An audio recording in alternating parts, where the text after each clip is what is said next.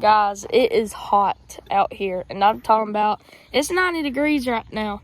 But when you add the Georgia humidity to it, it's always about 10 degrees hotter. Right now, it's currently 98 with the added humidity, and yeah, the fish ain't gonna bite.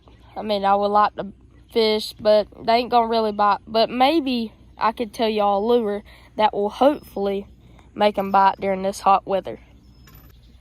Guys, y'all probably already know from the thumbnail, but if you're one of them people who don't really pay attention to the thumbnails, kind of like me, or either be one person that could be the totally opposite and want to watch the video because of the thumbnails.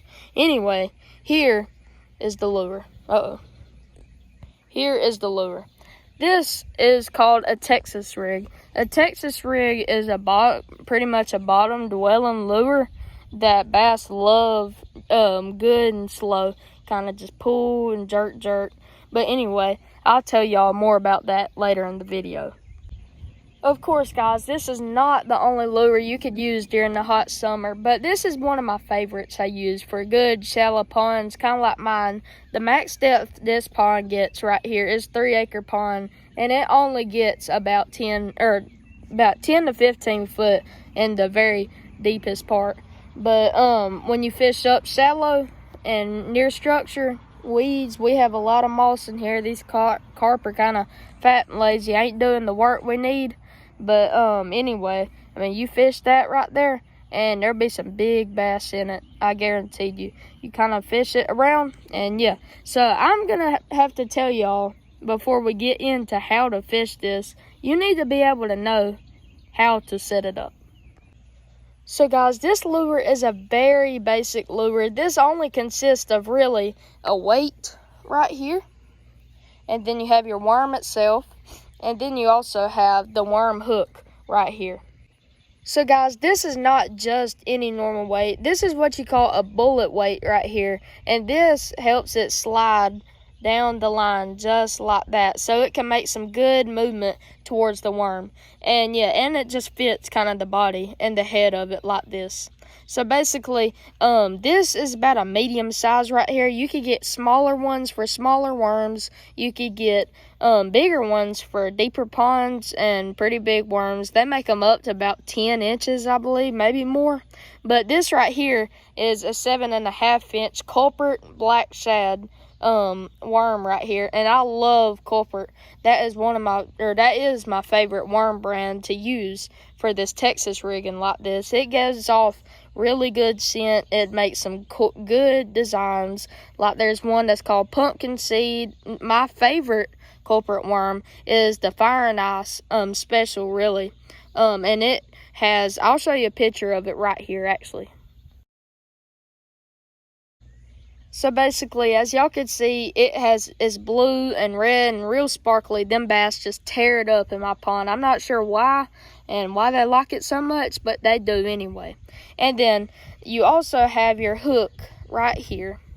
And then this has this little slot that goes up and curves around like this. And then it has a slot up at the front right here, which goes inwards. As you can see, it goes in like that, and then your eyelet sticks out right here, as you can see. So guys, you really want to stick the eyelet inside the worm just like that, because the important part is because you want that sinker. I like the sinker to be able to cover up the top of the worm like that, so it'll look just more lively, and the sinker will just act way better, and the worm will just move very good. Alright guys, so I'm now on the porch ready to construct this lure. So the first thing that we're going to do is we're going to grab our bullet weight sinker and slide this line through the hole just like so. Sometimes you can get a knot from a previous line or stuck in there, but you need to go ahead and clear that out before it can cause any damage, and this definitely is not going to go through it if it's not cleared out. So the next thing I'm going to do is go ahead and tie this hook right here onto our line with the standard old clinch knot. Alright guys, we have the Texas rig hook tied on there, and now it's time to put on the rubber worm. So what I'm going to do is I'm gonna basically just stick the hook right through the top of this worm, just like so. And then I'm gonna go all the way to this top right here and just poke it out. Then I'm gonna turn the hook and slide it all the way up the hook shank.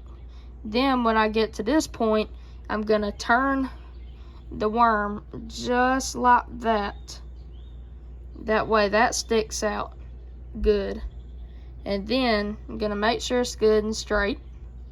And then it's gonna be kind of like this, to where I get to just bend the hook, or bend the worm just slightly to where we could get that hook point in, and then slide it up good and careful and make sure the worm is good and straight as well. You could make it weedless as well, but I like to just have my hook point sticking out the worm, kind of like this. There's the hook point, just like that. And then slide the sinker down, and there is your Texas rig. Now guys, since you know all that, now it is time to talk about the setup that I use for this Texas rig. So here is my setup right here, and you saw this bait caster a lot. This is my Abu Garcia Black Max combo right here, and this is the reel that it comes with. It's right-handed, but you can get left-handed too probably. And then the gear to ratio right here, it has 5 bearings, and then it is, hold up. Yeah, I don't see the ratio right now on it. But anyway, we're just gonna go with it. And then the rod itself is a 6'6", 6.5 foot medium power. I love medium because you can throw about anything really on it that's lightweight, including this worm right here. You can throw jigs, and then you could throw any other thing really. I throw spinner baits with it as well. So guys, this rod is also a 24-ton graphite rod, which makes it good, bendable, good and sturdy, as you can see. I mean, you could shake it very well because this enhances the jigging motion of the worm, really, of your rod tip right there. And then that just makes it a whole lot better for the presentation of the worm you see. So that's kind of my setup I have right now, and now I'm gonna show you where and how I fish this worm. So guys, I'm on my bank of my pond right beside the place that I was right at, and right over here I just saw a humongous bass move. I'm not sure if it's still over here, but anyway, this is also a perfect spot to throw this worm. You see right there we got some brush. This is an old Christmas tree. How many of y'all rednecks throw y'all's Christmas tree into the pond? I know I do, but anyway, we also have some cover here in the back. As you can see, we have cattails right over there. We got moss over here, and then we got some branch right over here. We also have another Christmas tree way right in there. I'm not sure if you can see, but it's right in the middle of the screen. It's underwater. But anyway, there's also a fallen tree from the hurricane. So this is good and shallow as well. So this makes a perfect, there it is. How's that? Pretty sure that was that bass I was talking about. But anyway, we might have to try to go catch that thing. But this very shallow right over here. And yeah, this is perfect spot to throw this whole worm. So yeah, I'm just gonna throw it out here and start casting. Alright guys, so I casted a few times, try to catch that bass, but I didn't really get it. But right now, I'm about to show y'all how I throw and how to reel this worm right here. So please don't roast me in the comments saying how I need to improve my casting skills, because I'm doing it currently one-handed right now. I got my phone in my other hand. So here we go. It wasn't too bad. But anyway, so this is how you really need to do it. So I go drag, bump, bump. I reel in, drag, bump, bump. So I need to reel in a little bit.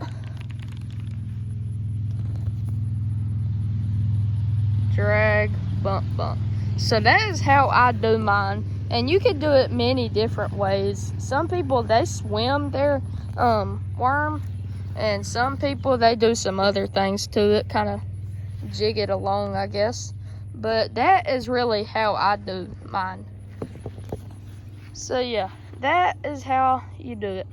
And yeah, this is all around a very good lure to use. I mean, winter months, fall months, spring, summer, bedding season really, and flip this thing on a bed, they'll try to pick it up. But yeah, I mean, that's really all for this video. Thank you for watching Simple Southern Survival, and make sure you like and subscribe, and I'll catch you in the next one.